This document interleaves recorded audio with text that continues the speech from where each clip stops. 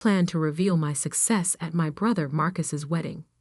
For years, I'd kept my true position hidden from my family, letting them believe I worked at a tiny consulting firm while I secretly built an empire. But Marcus's cruel words that day changed everything.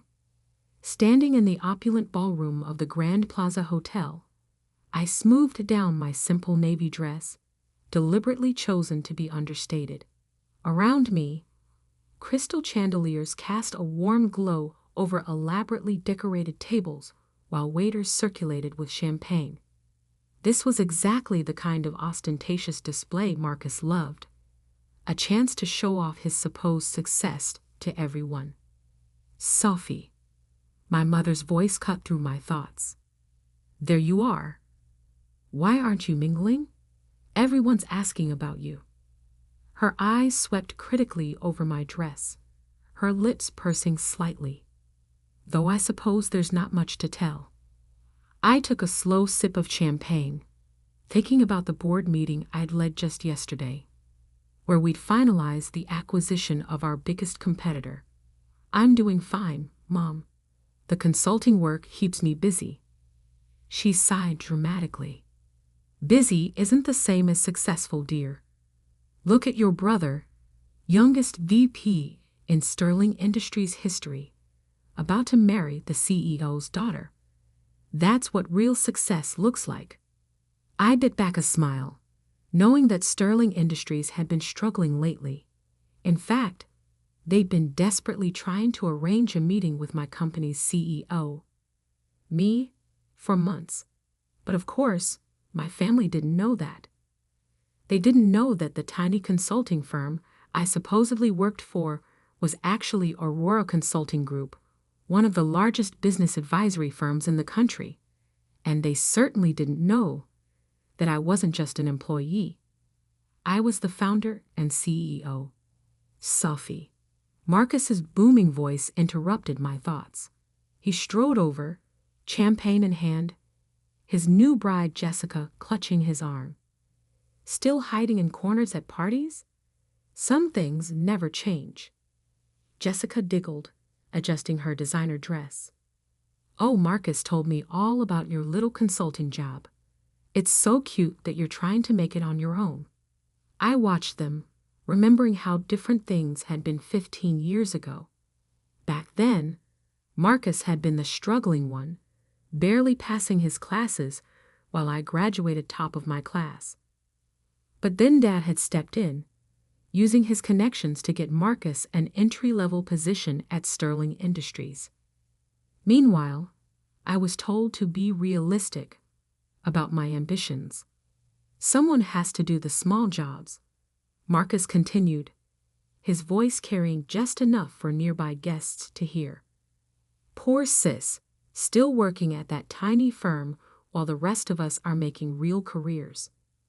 But hey, at least you can say you're independent, right? Jessica laughed again, a sharp sound like breaking glass. Oh, darling, be nice.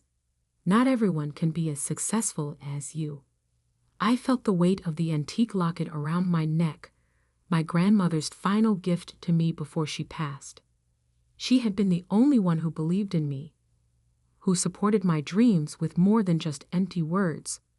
Success comes in many forms, Marcus, I said quietly. Sure, sure. He waved his hand dismissively. Speaking of success, did you hear?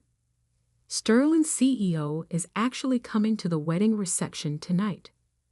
Mr. Harrison himself. He never attends employee events, but for me, he puffed up with pride. I knew exactly why James Harrison was attending. He wanted to discuss the potential buyout of Sterling Industries, a discussion he'd been trying to have with me for weeks. I'd been deliberately delaying, wanting to see how desperate they'd become. That's wonderful, I murmured, hiding my smile behind my champagne glass. Try not to embarrass me when he arrives, Marcus added. Just stay in the background. This is important for my career. Before I could respond, a sudden hush fell over the room. James Harrison had arrived, his commanding presence drawing all eyes. He was exactly as I remembered from our video calls, tall, distinguished, with steel-gray hair and sharp eyes that missed nothing. Marcus immediately straightened, tugging Jessica along as he prepared to greet his CEO. But before he could take 2 steps, Harrison's eyes landed on me, and his face lit up with recognition. "Ms. Mitchell," he called out, striding purposefully in my direction. "I had no idea you'd be here." Marcus froze mid-step, confusion written across his face. Jessica's perfectly plucked eyebrows drew together in bewilderment. "Mom," Harrison continued as he reached me, extending his hand respectfully. "We've been trying to arrange a meeting for weeks. I didn't expect to run into you at an employee's wedding." I could feel Marcus's eyes boring into me as I shook Harrison's hand. "Hello, James. Surprised to see me here?" "Why wouldn't I be? It's not every day you run into the CEO of Aurora Consulting at a company wedding." He glanced at Marcus, then back to me, realization dawning in his eyes. Unless, wait, is Marcus my brother? I confirmed, allowing myself a small smile as I watched the color drain from Marcus's face. Though he didn't know about my position until just now. The silence that followed was deafening. I could see my mother's hand trembling as she clutched her champagne glass, my father's jaw hanging open in shock. But it was Marcus's expression that truly captured the moment, a mixture of disbelief, embarrassment, and dawning horror as he realized he just spent the last hour mocking his boss's boss's boss. James Harrison looked between us, clearly trying to process this revelation. "Your brother?" But he said his sister worked at a small local consulting firm. "That's what they all thought," I said, my voice carrying clearly in the stunned silence. I never corrected them. Jessica's wine glass slipped from her fingers, shattering on the marble floor. The sound seemed to break the spell of silence, and suddenly everyone was talking at once. But I kept my eyes on Marcus, watching as his carefully constructed world of superiority crumbled around him. This wasn't how I planned to reveal my success, but as I stood there, watching my family's perception of me shatter like Jessica's wine glass, I realized that sometimes the best moments in life are the unplanned ones, and this moment? This was just the beginning. The next few minutes at the wedding reception felt like a carefully choreographed dance of chaos. My mother, always obsessed with appearances, tried desperately to salvage the situation. "Sophie, darling," she gushed, suddenly appearing at my side. "Why didn't you tell us about your position?" I took another sip of champagne, savoring the moment. "You never asked, Mom. You were all too busy celebrating Marcus's achievements to care about my little consulting job." James Harrison was still standing nearby, looking both amused and uncomfortable. "Ms. Mitchell, I had no idea this was a family event for you. Perhaps we could discuss the merger." "Merger?" Marcus interrupted, his face shifting from shock to panic. He grabbed my arm, fingers digging in painfully. "What merger?" I carefully removed his hand, keeping my voice level. "The one where Aurora Consulting is considering buying Sterling Industries." I turned to Harrison. "Though after tonight, I'm having second thoughts about the acquisition." Marcus went pale. Jessica, his new bride, looked like she might faint. But that would make you your boss," I finished for him. "Yes, it would. Interesting how life works out, isn't it?" My father finally found his voice, pushing through the crowd that had gathered around us. "Now wait just a minute," he blustered, his face red. "You can't just come here and ruin your brother's wedding with these claims." Harrison cleared his throat. I assure you, sir, your daughter is exactly who she says she is. Aurora Consulting is the largest business advisory firm in the country, and Ms. Mitchell founded it from the ground up. We've been trying to arrange this merger for months. I watched my father's face as the truth sank in. This was the man who had told me 10 years ago that I was dreaming too big when I said I wanted to start my own company. The man who had used every connection he had to help Marcus climb the corporate ladder while telling me to be realistic about my goals. But the money, my mother stammered. All those times you said you couldn't help with family expenses. Oh, you mean like the $50,000 you borrowed from my savings for Marcus's MBA? I kept my voice calm, but I could feel years of resentment bubbling up. The money you never paid back because, and I quote, Marcus needs it more for his future. Jessica stepped forward, her wedding dress rustling. Marcus, darling, did you know about this? About her company? Of course not, he snapped, then tried to compose himself. Sophie's she's always been jealous of my success. This must be some kind of mistake. Harrison raised an eyebrow. The only mistake, Mr. Mitchell, was apparently your understanding of your sister's position in the business world. Aurora Consulting's annual revenue is more than Sterling Industries has made in the past 5 years combined.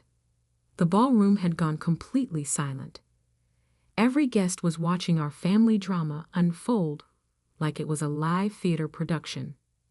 Marcus's perfect wedding was quickly becoming the talk of the corporate world, but not for the reasons he'd hoped. I think, I said quietly, we should continue this discussion somewhere more private. I nodded to Harrison. James, would you mind giving me a moment with my family? He nodded graciously and stepped away. I led my family to a private room off the main ballroom, closing the door behind us. The silence was deafening. How dare you? Marcus finally exploded. This is my wedding day. You couldn't just let me have this one thing. I laughed, but there was no humor in it. One thing? You've had everything handed to you your entire life. Dad's connections got you into Sterling. Mom's jewelry paid for your MBA. My savings funded your startup attempts. Meanwhile, I built something real, something lasting, completely on my own. We were trying to protect you, my mother insisted, wringing her hands. The business world is so cruel to women. No, Mom. You weren't protecting me. You were dismissing me. Every achievement, every milestone, you brushed them all aside because they didn't fit your narrative of who I should be. My father stepped forward, his business instincts finally kicking in. Now, Sophie, let's be reasonable. We're family. Surely we can work something out that benefits everyone. You mean now that you know I'm successful, you want to be part of it? I shook my head. The merger with Sterling was a courtesy to Harrison. He's a good CEO dealing with a bad board. But after tonight, I met Marcus's eyes. I think it's time for some changes. You can't do this, Marcus whispered, his arrogance finally cracking. My position, my future. Your position was always built on sand, Marcus. You've lost 3 major clients this year alone. The only reason you still have a job is because of your connection to Jessica's family. I straightened my simple navy dress. But don't worry. When Aurora acquires Sterling, we'll find a position suited to your actual qualifications. Jessica let out a small sob. My father won't let this happen. He's on the board. Your father, I said gently, called me last week to make sure the merger goes through. Sterling Industries is drowning in debt, and Aurora Consulting is their only lifeline. The gravity of the situation finally seemed to hit Marcus. His legs gave out, and he sank into a nearby chair. All this time, while we were mocking you, you were building an empire? I tried to tell you, all of you, so many times, but you never listened. You were too busy planning Marcus's next promotion, too focused on maintaining the perfect family image. I moved toward the door. Well, now you know the truth. And things are going to change. Sophie, please, my mother called out as I reached for the handle. We're still family. I paused, my hand on the door. Family? I turned back to face them. Family supports each other. Family listens. Family doesn't mock and dismiss and tear down. You weren't family when I was struggling. You don't get to claim family now that I'm successful.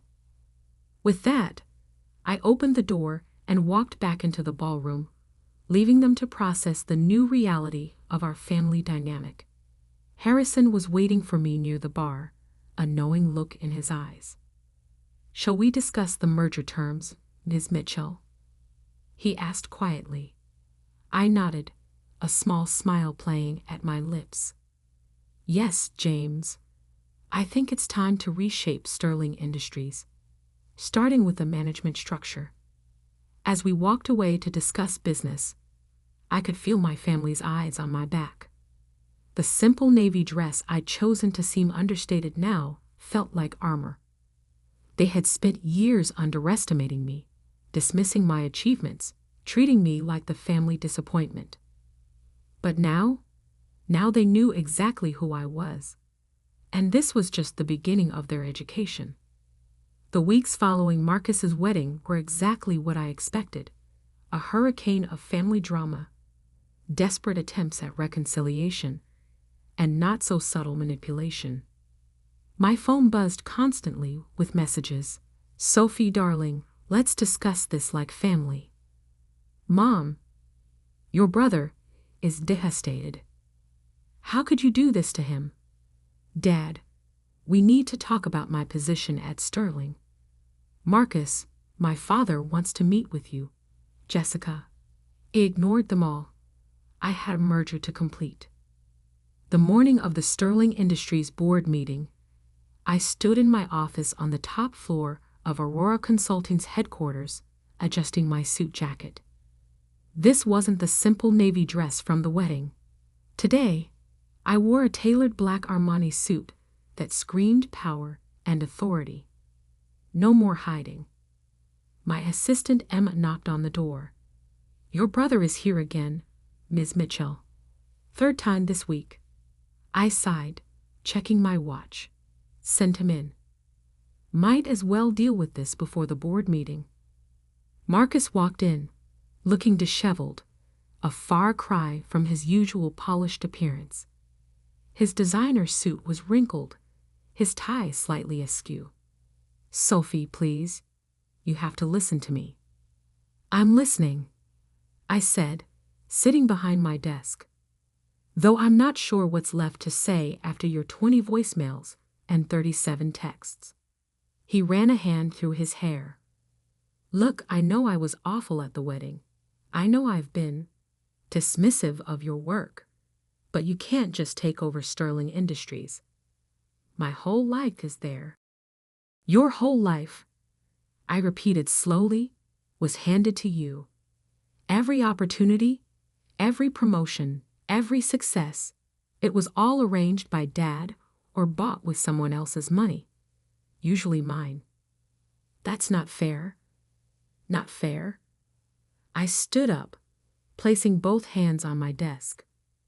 What's not fair was using my savings for your MBA, without asking.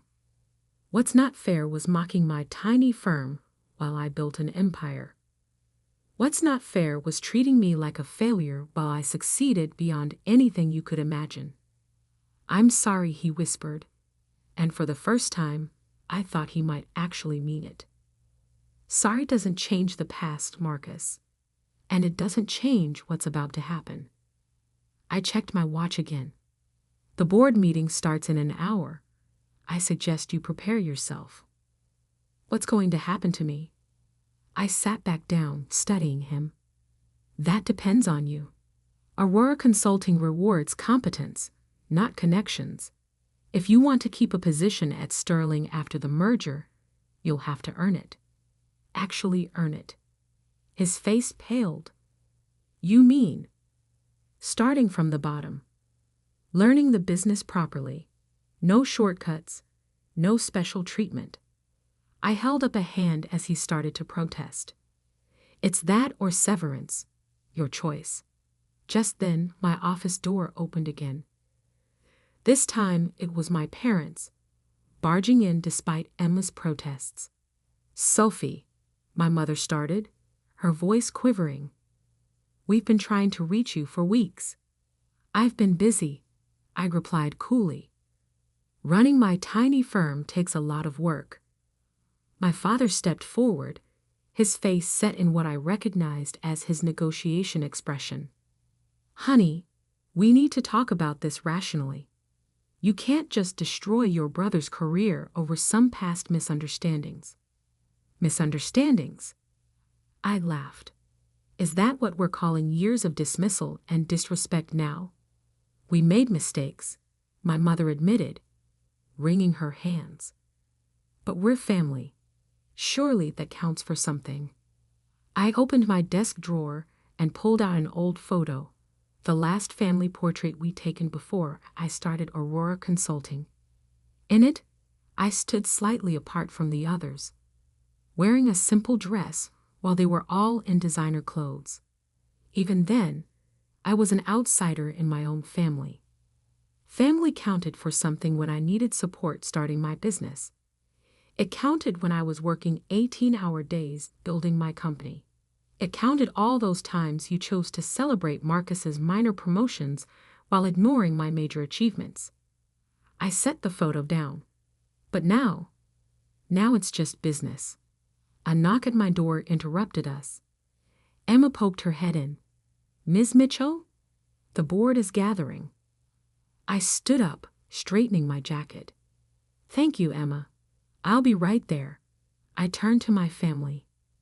You're welcome to stay and watch the meeting on the monitors in the waiting area. I think it'll be educational.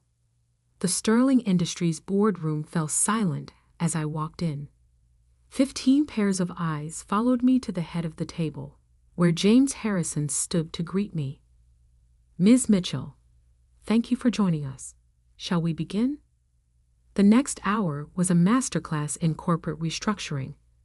I laid out Aurora's plans for Sterling, department by department, position by position. By the end, several board members were nodding appreciatively while others looked shell-shocked. And finally, I concluded, we'll be implementing a complete overhaul of the management structure. No more positions based on connections rather than competence. Through the glass walls, I could see my family watching from the waiting area. Marcus had sunk into a chair, his head in his hands.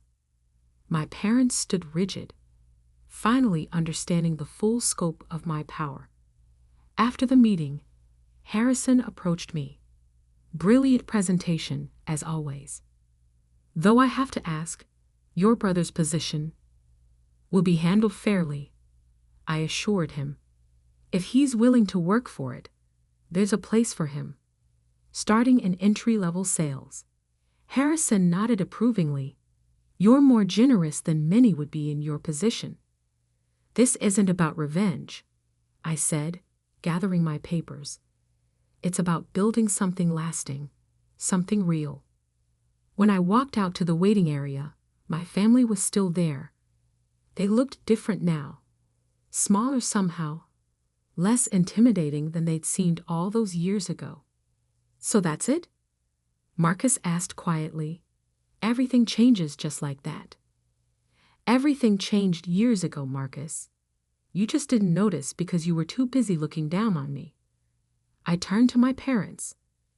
The company will be sending over new employment contracts tomorrow. I suggest you all read them carefully. Sophie, my mother stepped forward, tears in her eyes. We were wrong about you. So wrong. Can't we start over? I thought about all the dinners where they'd ignored my achievements, all the family events where they treated me like an afterthought, all the times they'd prioritized Marcus's ambitions over my dreams. Starting over would mean forgetting the past, I said finally, and I don't want to forget. Those years of dismissal and disrespect taught me valuable lessons about self-reliance and determination. They made me who I am. And who are you? My father asked softly. I'm the woman who built a billion-dollar company while you were all too busy mocking her tiny firm to notice.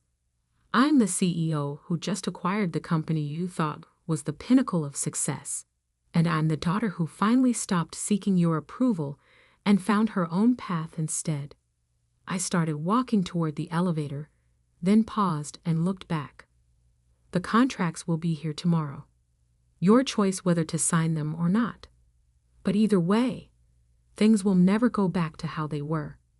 As the elevator doors closed, I caught one last glimpse of my family, standing there in the waiting room of the company I built, finally seeing me clearly for the first time.